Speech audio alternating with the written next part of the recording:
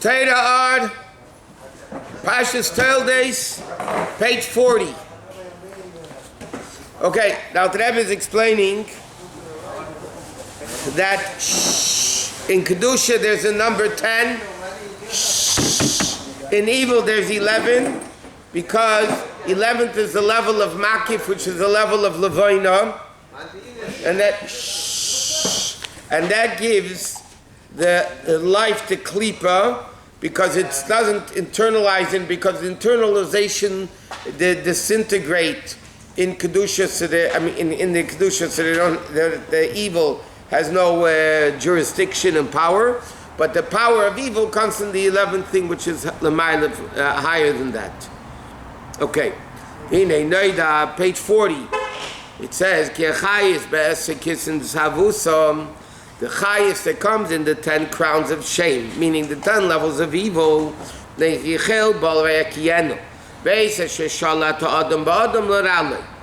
pasuk says he swallowed it, he spit it out, and there's a time in the world that the person is controlling the person to sin. That's what Shlomo Melech writes.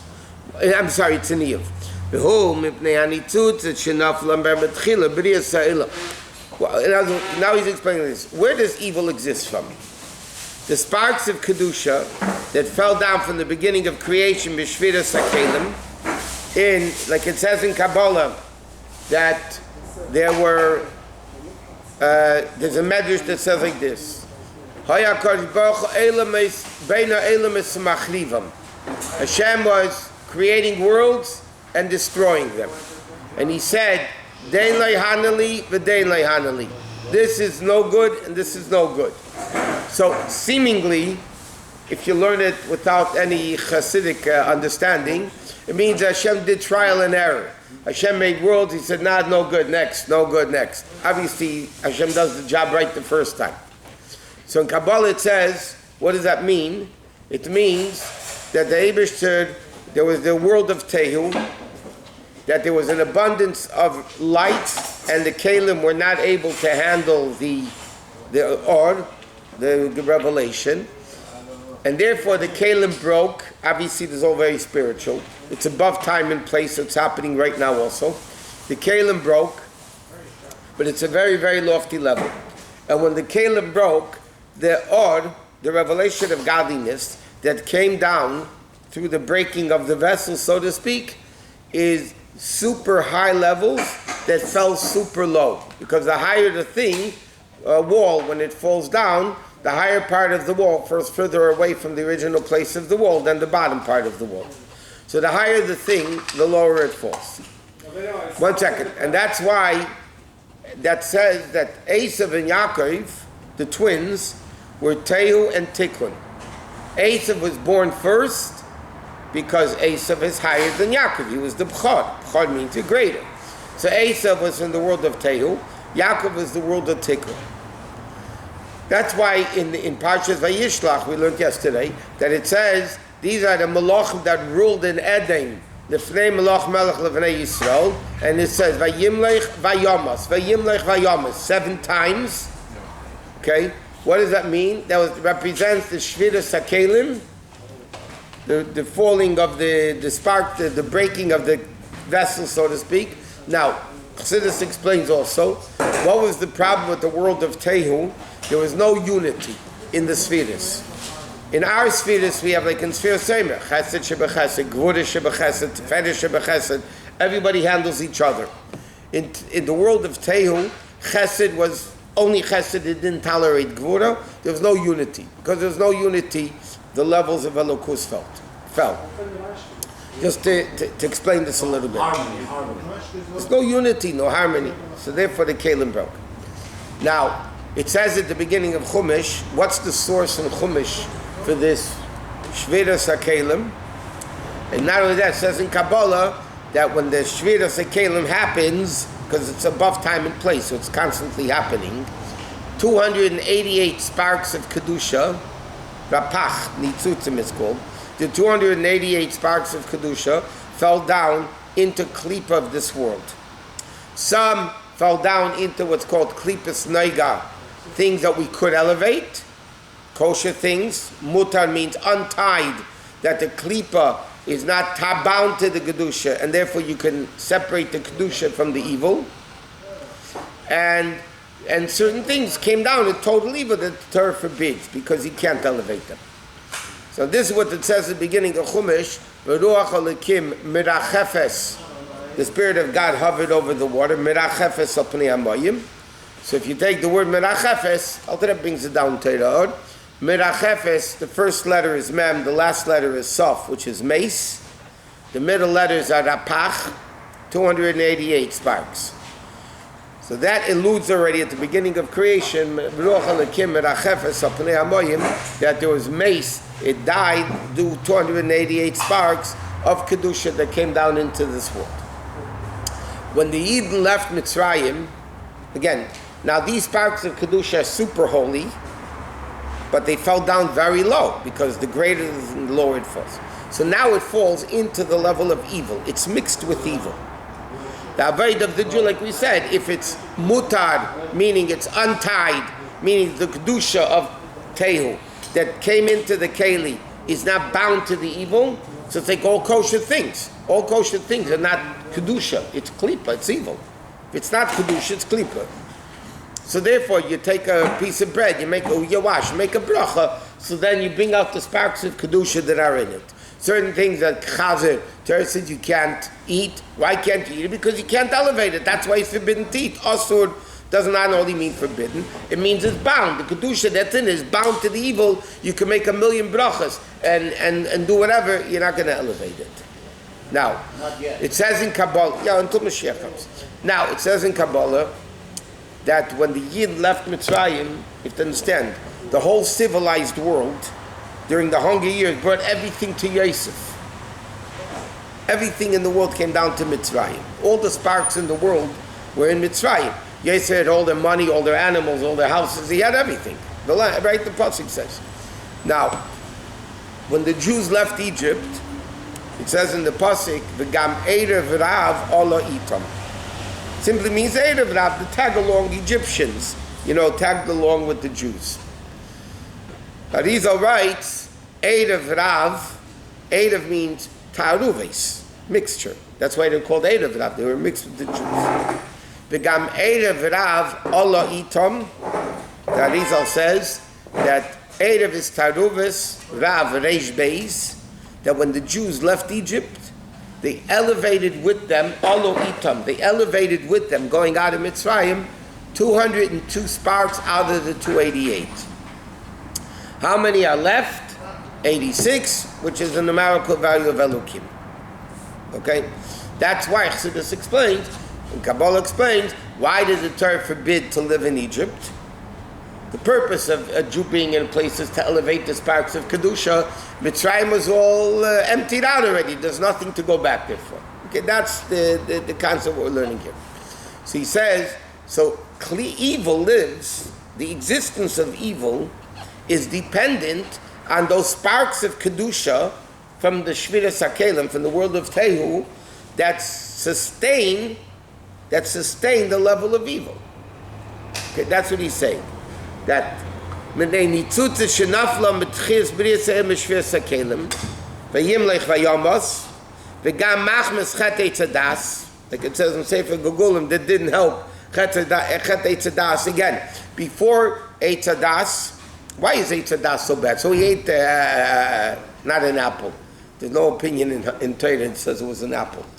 It was an esrog, wheat, a fig, and the different opinions what it was.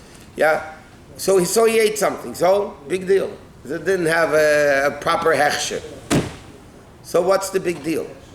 The problem with Eitzadas was, and this is the awfulness of Eitzadas, that before Eitzadas, there was Eitzadas Tevara. Good was distinctively good, bad was distinctively bad. They were separated. There was no mixture of the two. When Adam Rishon sinned in the Eitzadas, the terrible thing, now he ate, so he had an apple. Big deal, what? Not an apple. What was so terrible of what he did? The Eitzadas Aveda was the homogenizing and the mixing of good and bad together. That it says the expression, Ein ra b'lei teiv, ein teiv b'lei ra. The Chet Eitzadas evil uniqueness was that he now mixed good and bad. There is no good without bad, and there was no bad without good. Before that, it was all separate. It was clear. We know this is bad and this is good. Now, since Eitzadas. So then what happened? No, then Eitzadas happened, and he did this terrible thing. Matan Torah came. The Medrash says, Paska zu hamasam. Paska stopped their Zuham must literally mean sweat, meaning their impurity. Matan Torah undid the Eitzadas. It undid the sin of Eitzadas. The problem is, when they made the ego, that redid the Eitzadas. That's why Hashem says, anytime you sin, I'm going to remember the ego. What was so bad about the ego? Such a terrible thing. And Moshe had to go up 40 days, and it was terrible. They almost lost the whole Torah. I mean, they worshipped Avodah Zarah later also. The uniqueness of the Egel was they reenacted the Chet Eitzadas. And now, because of that, this is what he's saying here, by the way. The sparks of Kedusha and bad are all mixed back because of the ego. And from Matan Torah until the coming of Mashiach, our avodah is elevating those sparks of Kedusha back to where they belong. What's the role of Erev Rav here? What was the mission of Erev Rav? Is physically or according to what we just said? In the context of what you said. No, the Erev Rav means the sparks of Kedusha that the Jews took out with them when they left Egypt. We're going to elevate the sparks of Kedusha. Erev Rav, that spark of Kedusha, I thought they were like the... Not them, the Jews. The Gam Erev Rav Allah Itam. Itam means the Jews. The Jews, when they went out of Mitzrayim, elevated with them the 202 sparks. Besides the physical meaning that these people left. It means the Jews left, they took out with them Egypt. No Jew had less than 90 camels, 90 donkeys loaded with gold and silver. They elevated a lot of stuff. Rabbi, how come it says Vayamat only 7 and not 10 times? Because Shver Sekelim is only in the 7 midas. Chabad is still 7. No, the Alter Rebbe is going to say, Shver Sekelim is only in the midas. And Shver Sekelim also caused the mixing of good and evil just like the Etzadah. Yeah, but like he says, V'gam machmas chatei tzadas. They're the same. Right.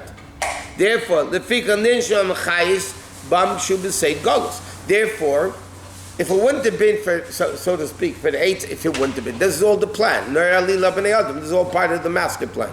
If, so to speak, Eitzadas wouldn't have happened, so the sparks of Kedusha would not come into evil.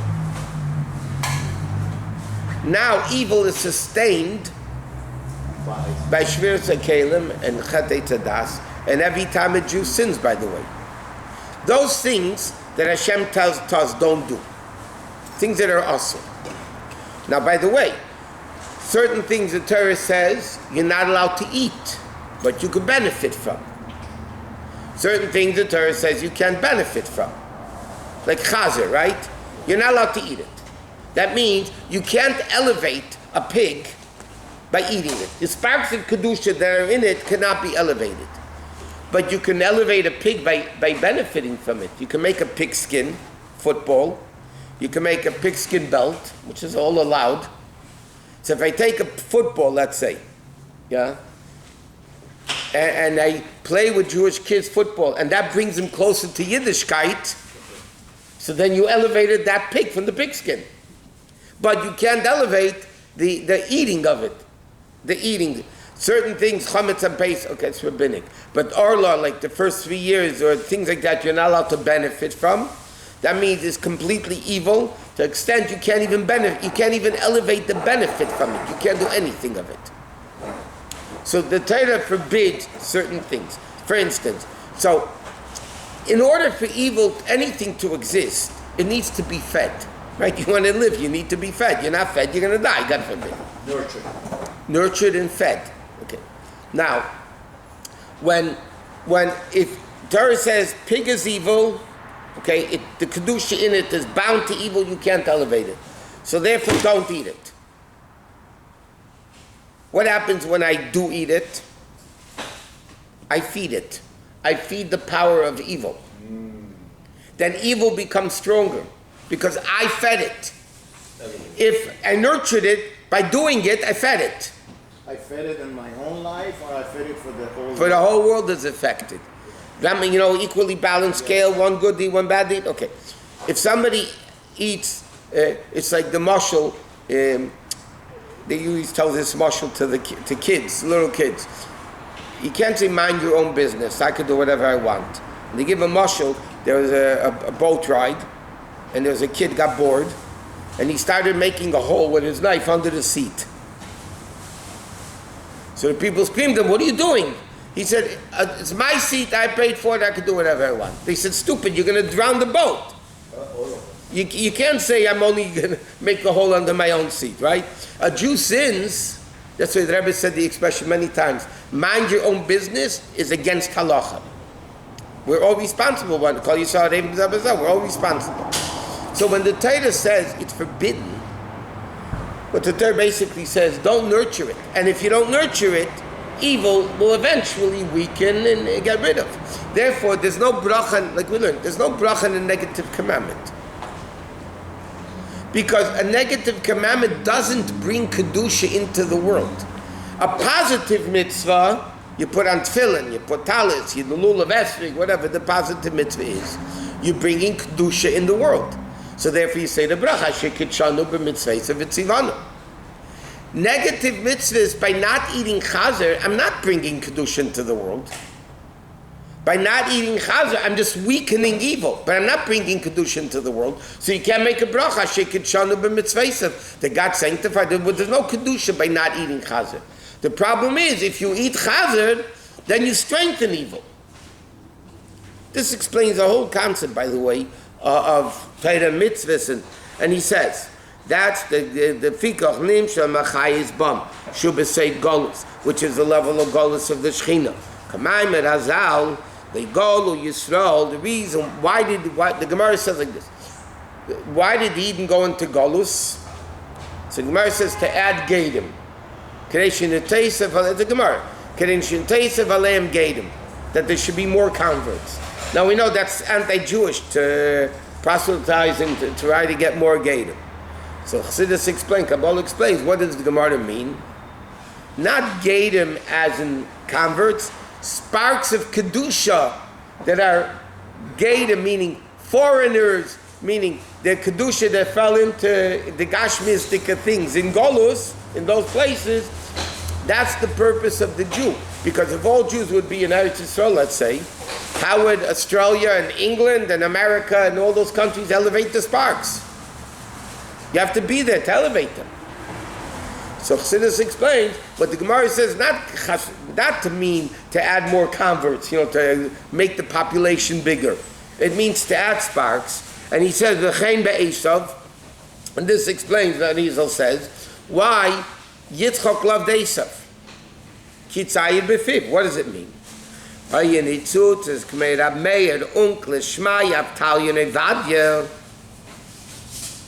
says when I mentioned once the Monday night by the class that somebody got up and said that Chabad likes the non-religious Jews. They're like Yitzchak Avinu.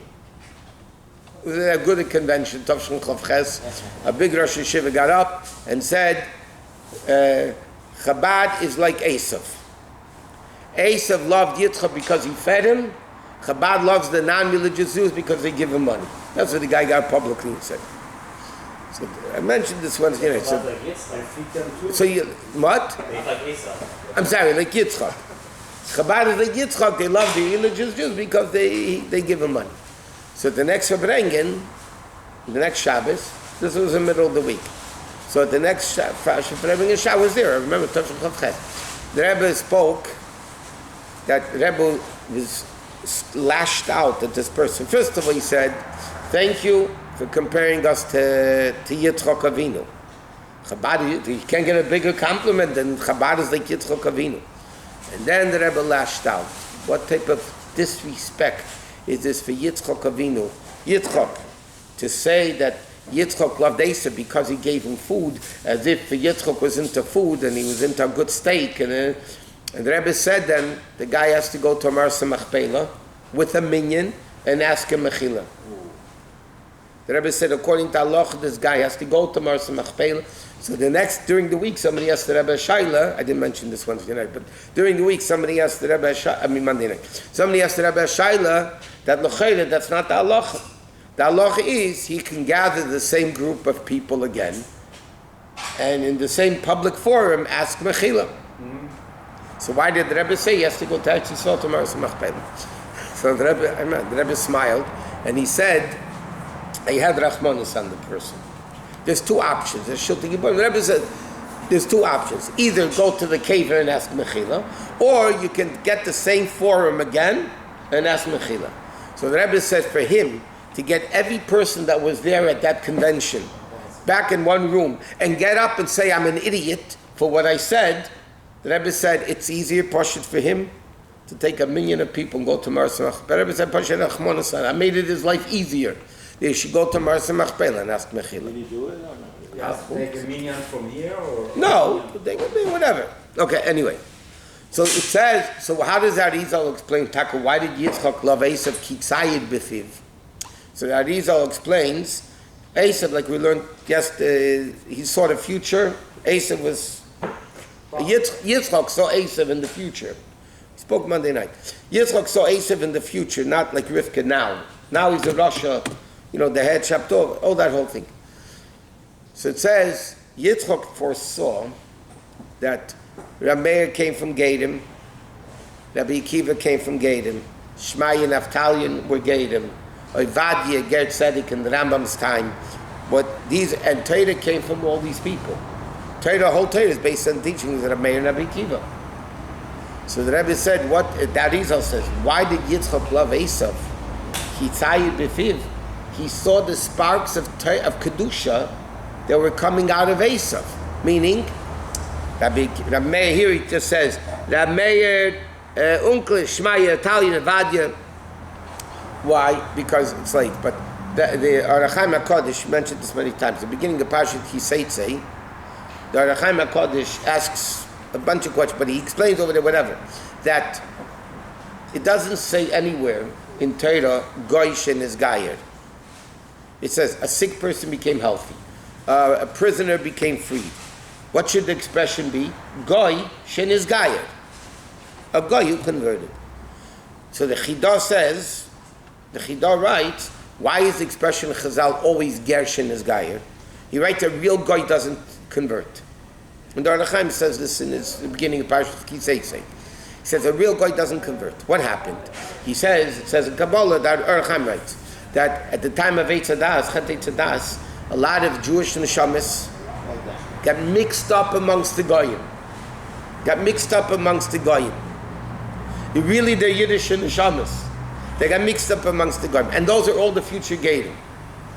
So Rabbi Akiva's father, who was a Ged, the Meir, Shmaya, Naftali, all these people, they were really, like he says, these are the sparks coming from Esau, the Roman Gedim, that Yitzchak foresaw, and that's what he loved. Okay, it's late.